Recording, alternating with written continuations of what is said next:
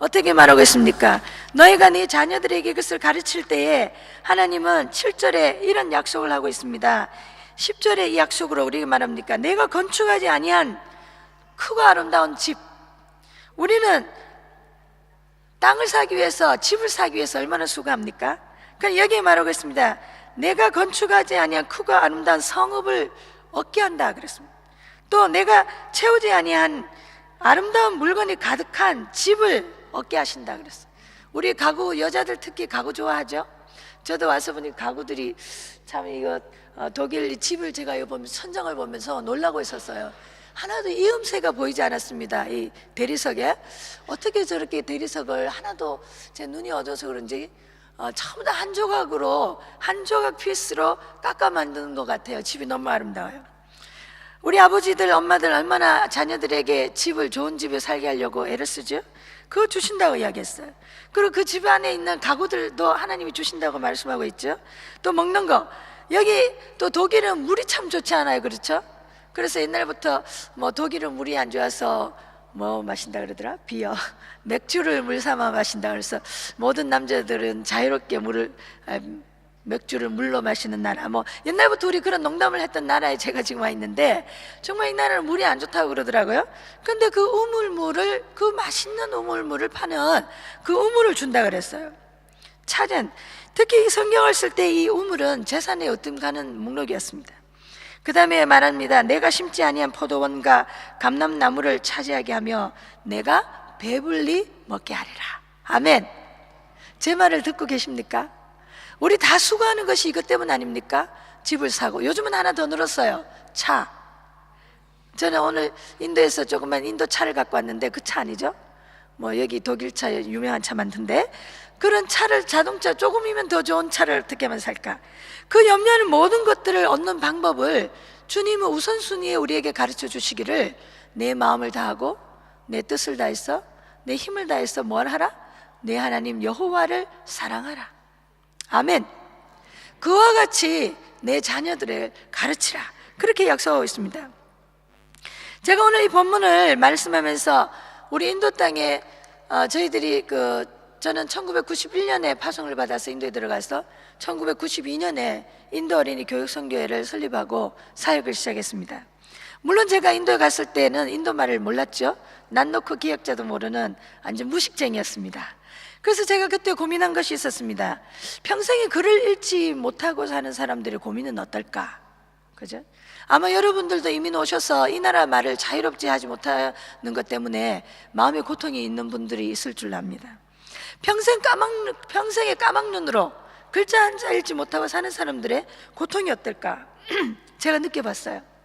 저도 남의 나라 가서 사는 사람이기 때문에. 그리고 사람들이 날 손가락질하면서 바보라고 그러는지, 또 날 보고 이쁘다 그러는지 전혀 알 수가 없어요. 왜냐면 말을 모르니까. 그때 이제 제가 생각하기를, 이 사람들에게 전도를 하더라도 만약 이 사람들이 글을 읽지 못한다면 어떻게 성경을 읽을 수 있을까? 성경을 읽지 못한다면 어떻게 이 사람들이 신앙이 성장할 수 있을까? 그런 고민을 하게 됐습니다. 그래서 이제 저희들이 먼저 배움의 집이라고 해서 아이들을, 학교를 가지 않는 아이들, 그리고 글을 읽지 못하는 어른들을 대상으로 오전 오후반에 우리가 학교를 시작을 했습니다. 자, 그러면서 이제 학교가 하나 둘 생기면서 지금까지 저희들이 약 14개의 학교가 지금 세워졌습니다. 그중에 한 3,700명의 어린이들이 저희 학교를 통해서 무상으로 교육을 받고 있습니다. 그러는 중에 저희들 아이들은 대부분 약 70% 이상이 아버지가 없는 아이들이었습니다. 왜냐하면은 주로 이제 결혼을 하지만 혼인신고를 하지 않았어요. 그리고 이 동네에서 이제 저 동네로 떠날 때는 그냥 그 가족과 그 여자를 놔두고 또 다른 동네로 떠나기 때문에 그 아이들은 그냥 남겨져 버리고 말았습니다. 저희들이 사역하는 그 지역이 그렇죠. 그렇다고 인도 다 그렇다고 생각하지 마시기 바랍니다. 그래서 이제 저희들이 대상으로 하는 그 아이들은 주로 아버지가 없는데, 이 아이들을 위해서 하나님께서 제 마음에 말씀을 주시기를, 이 아이들을 하나님 말씀하시기를 내가 이 고아의 아비라 그렇게 말하는데, 영어 성경에는 뭐라고 써 있냐면은 I am a father of fatherless children 그렇게 돼 있어요. 애비 없는 자식의 아버지라 그렇게 성경에 기록되어 있습니다. 저는 그 말씀을 듣고 너무 놀랐어요.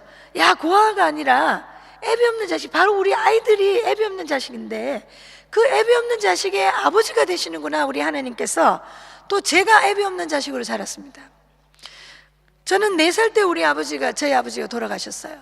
아주 큰 빚을 남겨놓고 돌아가셨는데 저희 어머니가 저를 포함해서 4자녀를 가진 과부로 저희 자녀들을 키워야 했었죠.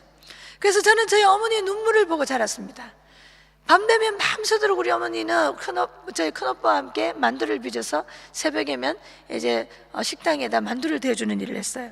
그 만두를 빚을 때 반틈은 눈물로 빚었을 거예요. 그래서 맛이 좋았는지 모르겠지만 그 과부의 눈물을 저는 보고 자랐어요. 그런데 하나님께서 우리 아이들에 대해서 이 말씀을 하시며, 이 아이들을 위해서 하나님이 보호하시기 때문에 이 아이들을 우리가 위한 그 처소를 마련해야 되겠다, 고아원을 마련해야 되겠다, 그렇게 생각을 했어요.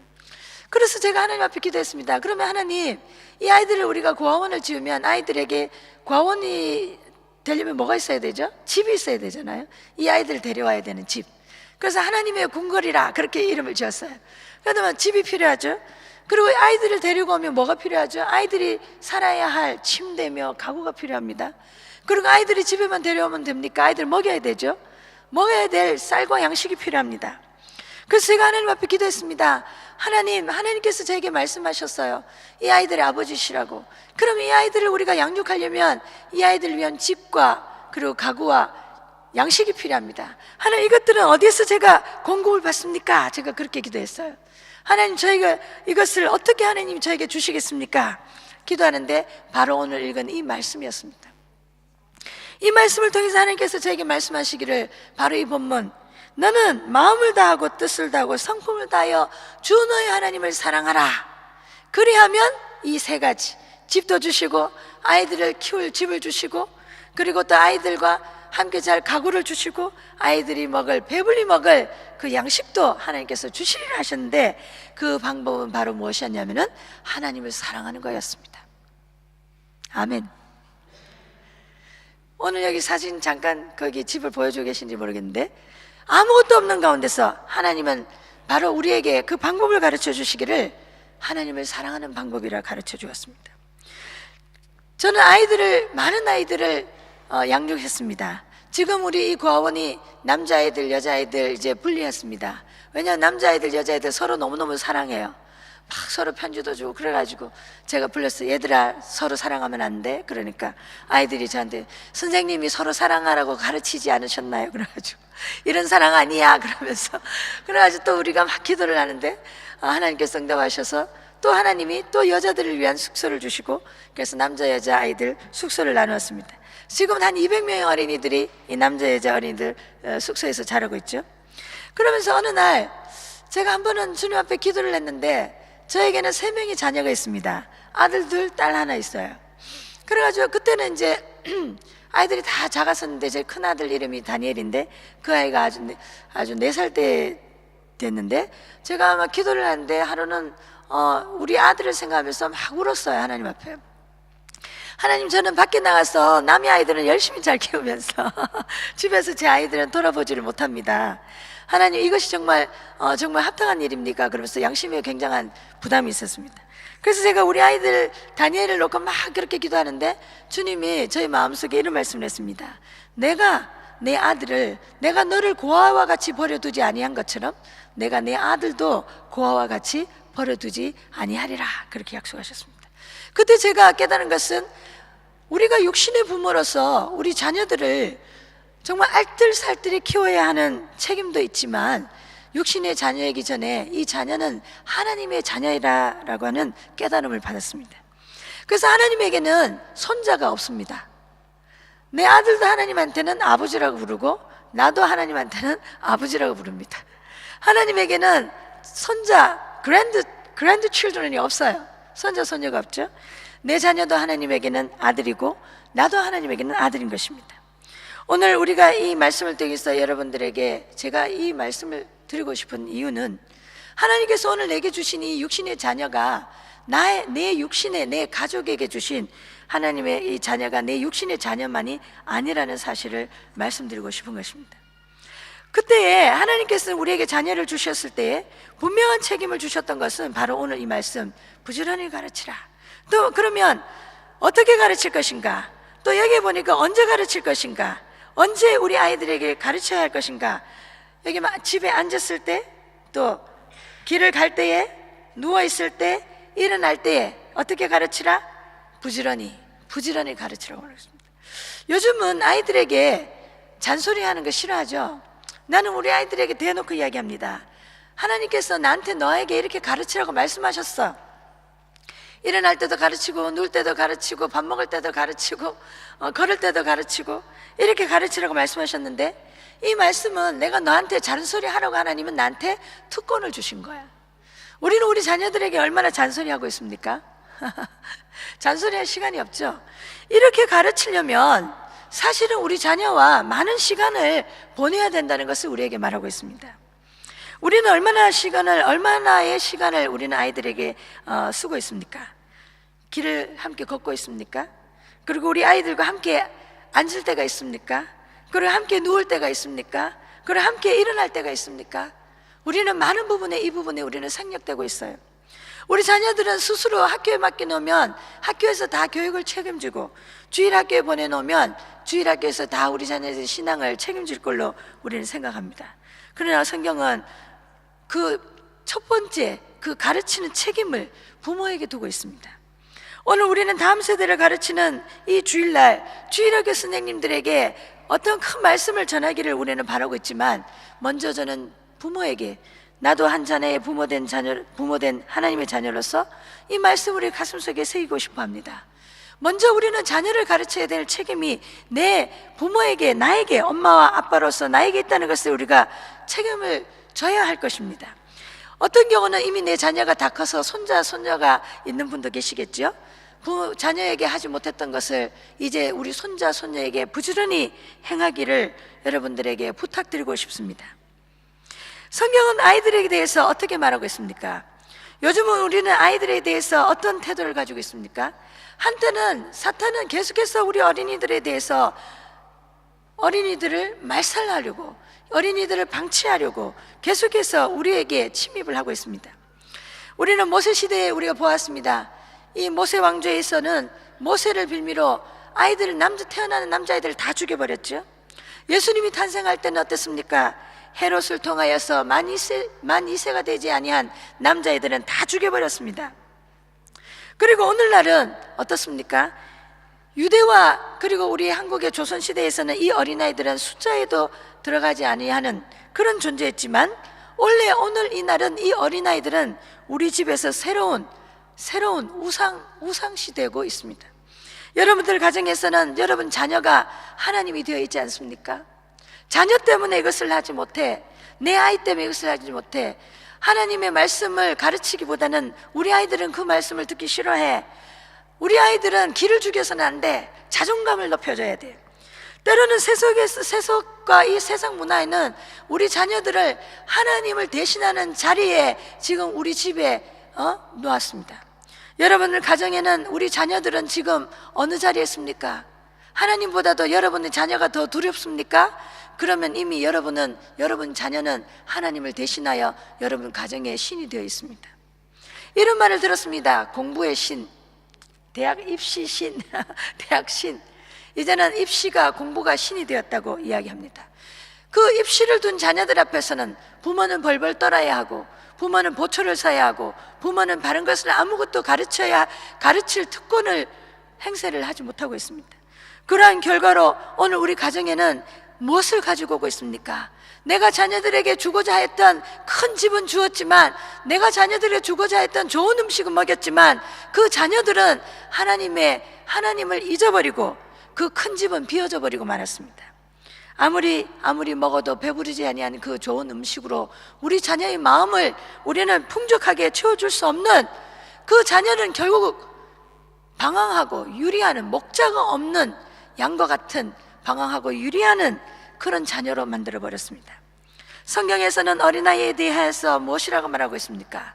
이 세상에서는 어린아이에 대해서 많은 견해를 요즘 우리에게 주고 있습니다. 그러나 먼저는 모든 사람이 죄를 범하였음에 하나님의 영광에 이르지 못하더니, 즉 우리 아이도, 내 배에서 태어난 내 아이도 예수님을 통해서 구원을 받아야 할 한 사람의 죄인인 것을 우리에게 가르쳐주고 있습니다. 아멘. 동의하십니까? 오늘 우리는 갑자기 어떤 사고로 같이 하나님의 나라에 간다면 과연 내 자녀는 천국에 들어갈 수 있을까 생각해 보았습니까? 나는 내 자녀에게 좋은 것을 주기 위하여 그렇게 애를 썼는데 진정한 천국을 우리가 만약에 천국 갈 수 있는 예수님을 전하여 주지 않았다면 그보다 더 원통한 일이 어디에 있겠습니까? 좋은 집과 좋은 차는 주었지만 예수님으로부터 멀리 떨어져 있는 내 자녀를 예수님께로 데려오지 못하였다면 그보다 더 억울하고 원통한 일은 어디에 있겠습니까? 천국 문은 닫혀지고 예수님이 신랑 되신 예수님이 오셨을 때 지혜로운 5처녀는 데려가고 어리석은 5처녀는 남기움을 당하였을 때 내 자녀는 남기움을 당하고 그 천국의 문은 닫혀지고 잔치집의 문은 닫혀졌을 때 울부짖는 우리 자녀의 그 소리를 내 귀에 들린다고 생각을 해보십시오. 오늘 우리는 다음 세대에 대해서 생각할 때 내 가정에 있는 다음 세대에 대해서 주목해야 할 것입니다. 예수님을 통해서만이 예수님이 말씀하신 내가 길이요 진리요 생명이니 나로 말미암지 않고서는 하나님께로 올 수 없다고 하신 이 말씀은 나에게만 임한 것이 아니라 내 자녀에게, 내 품에 안겨있는 내 손자, 내 자녀에게도 동일한 말씀인 것입니다. 예수님이 아니고서는 구원받을 길이 없습니다. 예수님이 아니고서는 풍성한 삶을 누릴 수 있는 길이 없습니다.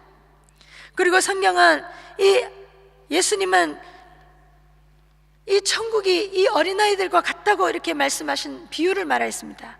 그 비유는 무엇입니까? 이 어린아이들은 목자 없는 어린 양과 같다고 말하는 거예요. 어린아이들은 누군가의 도움이 필요합니다. 어린아이들은 무기력하고 어린아이는 누군가에 이끌어주고 가르쳐주고 훈계하고 교육되어져야 할 나약한 존재인 것을 우리에게 말씀하고 있습니다. 요즘은 저는 하루는 한국 가서 KFC의 그 치킨 집에 가서 먹는데 놀라운 사실을 발견했어요. 한 엄마가 5살도 안 된 유치원 아이들 앞에 놓고 너무나도 정중하게 엄마가 자세를 취하고 자녀 앞에 앉았어요. 제가 아주 감동을 받았습니다. 야, 참 좋은. 그러면서 그 자녀에게 아주 깍듯한 존대어로 자녀에게 말합니다. 제가 그것을 보면서 약간 마음에 그 감동이랄까, 처음에는 그 태도를 통해서 감동을 받았지만 그 대화 내용을 통해서 난 너무나도 정말 슬픔을 경험을 했습니다. 그 엄마는 그 자녀를 너무나도 깍듯하게 대접하는지는 모르지만 그 자녀가 아직도 어리석은 어린아이라는 것을 깨닫지 못하고 있었습니다. 내 앞에 있는 자녀들을 요즘은 자존감을 키워주기 위해서 부모가 잘 가르쳐 반듯하게 대우해야 된다고는 가르치지만 우리 자녀들에게는 어리석은 것이 많이 있는 아이라고 하는 것을 우리는 잊어서는 안 됩니다. 잠언 22장 6절에 이렇게 말하고 있습니다. 그 전에 잠언 22장 15절에 이렇게 말하고 있습니다. 아이의 마음에는 미련한 것이 얽혀 있다고 말하고 있어요. 우리는 스스로 이 아이가 스스로 잘 자라고 잘 이해하고 잘 터득할 것으로 생각하면 오해입니다. 이 아이는 마땅히 행할 길을 가르쳐야 될 아이들입니다. 그 아이들의 생각은 어리석고 그 아이들의 생각은 우둔하기 때문에 부모의 가르침이 필요한 것입니다. 우리는 태어날 때부터 죄악된 심령으로 태어나기 때문에 하나님을 멀리하고 하나님을 싫어하는 그 죄악된 본성을 가지고 태어나고 있습니다. 그 자녀가 스스로 예수님을 발견하고 예수님께로 오기를 기다리면 때가 늦을 수 있습니다. 바로 태어나는 그 순간부터 우리 자녀는 언제 주님께서 태어날 때는 순서가 있지만 갈 때는 순서가 없다고 하지 않습니까? 우리 자녀는 오늘 하루라도, 오늘 이 시간에라도 그 아이에게 예수님을 전해야 할 우리 책임이 우리 집안에 있는 것입니다. 저는 이 일을 통하여 다니엘 프로젝트라고 하는 생각을 해보았습니다. 그거 말씀 무엇입니까? 다니엘서 1장 8절에 보면 이렇게 말하고 있습니다. 다니엘은 그 왕의 진미와 술로 자기를 하나님 앞에서 더럽히지 아니하기 위하여 그 마음을 정하였다, 이렇게 되어 있습니다.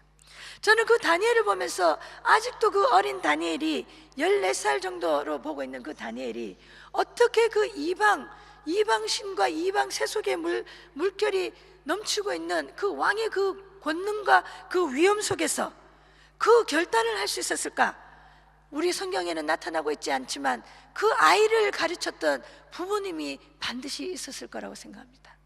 그 다니엘이 어렸을 때 하나님의 말씀으로 가르쳤던, 오늘 이렇게 말씀하는 부지런히 가르친 그 부모가 있었기 때문에 다니엘은 그 바벨론이라고 하는 어마어마한 나라에 포로로 가 있었지만 담대하게 하나님 앞에서 자신을 정결하게 지키기 위하여 뜻을 정하였다고 말하였습니다. 1장에서 넘어가서 2장에는 하나님도 다니엘을 위하여 뜻을 정한 것을 봅니다. 이 다니엘이 하나님 앞에서 자기의 뜻을 정할 때 하나님도 다니엘을 위하여 뜻을 정하셨는데, 그것은 뭐였냐면은 이 세상 이 동무 친구보다도 10배나 더한 지혜를 주시기로 하나님은 다니엘을 향하여 뜻을 정하였습니다. 아멘, 할렐루야. 오늘 우리는 우리 자녀들이 하나님 앞에서 그 뜻과 마음과 힘을 다하여 하나님을 사랑하며 이 이방 세계에서 하나님을 없이 여기는 이 세상에서 자기를 정결하게 지키고자 뜻을 정할 때에 하나님도 우리 자녀를 위하여 뜻을 정하시는 것입니다. 우리는 우리 자녀를 조금 더 유명한 명문대학에, 조금 더 이름난 대학에, 조금 더 유명한 사람이 되기 위하여, 우리는 얼마나 어렸을 때부터 아이들을 다그칩니까? 조금 더 성적 받아야 돼, 조금 더 잘해야 돼, 1등 해야 돼, 조금 더 우리가 많은 우리는 학습을 시키지. 그러나 이 모든 학습 위에 가장 근본되어져야 할 것은 바로 오늘 이 말씀을 줄랍니다. 내 마음을 다하고 뜻을 다하고 힘을 다해서 주 너의 하나님을 사랑해라. 이것이 옳은 일이다. 이것이 바로 하나님께서 나와 너에게 약속하신 기업을 주시는 길이다. 우리가 이 세상에서 바라는 그 모든 것을 받는 방법은 바로 하나님을 사랑하는 것이라고 말했습니다. 우리 선교회에는 오늘까지 하나님께서는 엄청난 일들을 행하게 하셨습니다. 지금 거의 매일 약 1250명의 아이들이 무료로 급식을 제공받고 있고, 지난달부터는 1800개의 계란을 일주일에 3번 아이들에게 영양 공급을 하고 있습니다. 700개의 빵을 만들어서 아이들이 나누어주고 있습니다. 약 120명의 사역자들이 함께 사역하고 있습니다. 우리는 이러한 보고들을 할 때 많은 사람들이 놀라고 이렇게 생각합니다. 그 엄청난 사역을 할 때 분명히 돈이 들어가죠. 밥을 먹으려면 그 돈이 어디서 날까 생각을 합니다. 저에게 묻습니다. 이 많은 선교 사역을 하는데 그 돈은 다 어디서 납니까? 바로 오늘 주신 이 말씀입니다. 내 하나님을 사랑할 때 하나님께서는 내 마음과 뜻과 힘을 다해 하나님을 사랑할 때 이 모든 것을 주신다고 약속하신 그 하나님이 오늘날까지 우리의 모든 필요를 채우고 계시는 것입니다. 오늘 여러분들의 필요를 채우는 가장 근본적인 방법은 무엇입니까? 필요를 채우기 위하여 하나님을 사랑하는 것은 아니지만 하나님을 사랑하는 자들에게는 그 모든 것을 주신다고 약속했습니다. 마태복음 6장 33절에는 먼저 그의 나라와 그의 의를 위하여 구하라. 그리하면 이 모든 것을 너희에게 더하여 주시겠다고 우리에게 약속하였습니다. 예수님께로 가까이 오는 아이들을 너무 시끄럽고 너무 번거롭게 하는 이 아이들을 오지 못하게 막는 그 제자들에게 예수님은 단호히 이렇게 말씀하십니다. 아이들을 내게로 오게 두어라. 내게 오는 것을 금하지 말아라. 아이들을 내게 오게 하라. 이 교회도 오늘 아동부가 있다는 이야기를 들었습니다. 하나님께 감사를 드립니다. 사랑하는 우리 주일학교 교사 선생님들, 여러분을 인하여 주님께 감사를 드립니다. 이 아이들을 주님께로 데려오는 자가 되기를 바랍니다. 먼저 내 집에 있는 내 아이들을 예수님께로 데려오시기를 바랍니다. 시간이 정해진 주일학교 아동 예배 시간에 데리고 오는 것도 중요하지만 내 자녀를 예수님께로 데려오는 것을 말하고 싶습니다. 예수님께로. 그리고 여러분들 주일학교 아이들을 가르치는데 많은 수고와 많은 노력을 다하고 계시는 거 반드시 주님께서 상으로 베풀어 주실 줄로 믿습니다. 그러나 이 주일날 예배 시간에 오는 것도 중요하지만 예배 시간에 온 이 아이들을 예수님께로 데려오기를 바랍니다. 그리고 예배 시간에 거듭하기를 바랍니다. 저 뒤에 아이들이 막 뛰어놀잖아요. 좋습니다. 그러나 더 좋은 것은 우리 부모들이 예배 드릴 때도 함께 앉아서 예배를 드리고, 그리고 시장을 갈 때도 함께 시장을 가고, 직장을 할 때는 같이 못 데려가겠지만 학교를 데려다주고 직장 생활을 하고 돌아올 때 아이들과 함께 시간을 보내고, 엄마와 아빠가 아침에 읽은 그 말씀을 하나님으로 받은 그 은혜를 아이들에게 조곤조곤 이야기하고, 이러한 놀라운 일들이 있기를 정말 바랍니다. 그래서 오늘 이 소망교회가, 베를린의 소망교회가 소망이 되는 교회의 소망이 되는 그런 교회가 되기를 바랍니다. 오스왈드 스미스 목사님은 젊었을 때 선교사로 자신을 들였습니다. 그래서 2번이나 선교지로 나갔지만 선교지에 적응을 하지 못하고 돌아와야 했었습니다. 그러나 이 오스왈드 스미스 목사님은 그 꿈을 포기하지 아니하고 선교사로 자기가 나가지 못했지만 보내는 선교사가 되기로 결심한 후에 오스왈드 스미스 목사님은 어린이를 전도하는 선교사를 살아생전에 400명의 선교사를 그 교회에서 파송을 했습니다. 할렐루야. 어떻게 하였습니까? 바로 하나님을 사랑했기 때문에, 하나님을 사랑했기 때문에 이 목사님 한 사람을 통하여서 400명의 어린이를 전도하는 400명의 선교사를 파송할 수 있는 그 역사를 그 교회가 감당하고도 남았습니다. 저는 오늘 이 베를린 소망교회에 이 소망을 주고 싶습니다. 여러분이 하나님을 사랑하는 한 사람만 이 교회에 있어도 하나님은 이 교회를 통하여 다시 그러한 영광스러운 일을 행하기를 원하십니다. 하나님의 역사는 바로 오늘 이 독일에 제가 여기 서서 이 말씀을 전하고 있는데, 바로 마틴 루터라고 하는 한 사람을 통하여 온 교회를 다시 세우는 일을 하셨습니다. 한 사람, 하나님을 사랑하는 한 사람, 온 힘과 마음과 뜻을 다하여서 하나님을 사랑하는 한 사람을 통하여 여러분의 주일학교는 변화될 것입니다. 바로 하나님을 사랑하는 한 사람을 통하여 한 사람의 어린이의 삶을 변화시킬 것입니다. 하나님을 사랑하는 한 부모를 통하여, 한 엄마, 한 아빠를 통하여 여러분의 자녀는 변화될 것입니다. 어린이 선교는 바로 이 하나님 말씀과 한 사람을 변화시키는 일인 것입니다. 바로 눈물의 기도를 통하여서 시작합시다. 주일학교 선생님은 주일학교 선생님으로, 부모는 부모로서 내 자녀를 위하여서 눈물의 기도로 나는 무엇을 위하여 통곡하고 있습니까? 이 땅에 통곡의 벽이 있었다고 하는 말을 들었습니다. 이제는 그 통곡의 벽이 허물어졌죠.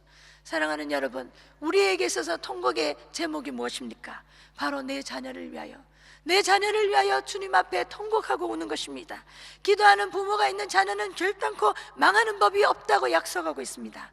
내 육신의 자녀만이 아니라 내 영적인 자녀, 내 육신의 자녀만 아니라 내 육신의 자녀와 내 영적인 자녀를 많이 두시기를 바랍니다.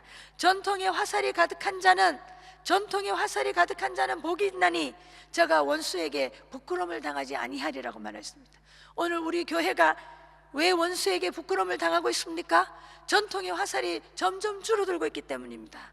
산화 제한도 하나의 원인이 되겠지만 우리가 우리의 자녀들을 주님께로 데려와야 하기 때문입니다. 우리의 자녀를 하나, 둘, 그리고 육신의 자녀만 아니라 영적인 자녀를 점점 데려와서 이 땅에 이 소망교회가 정말 소망이 되는 교회가 되고, 하나님을 사랑하는 사람을 통하여 하나님께서 어떤 역사를 이루시는지를 여러분을 통하여 보여주시는 산 증거가 되기를 소망합니다. 감사합니다.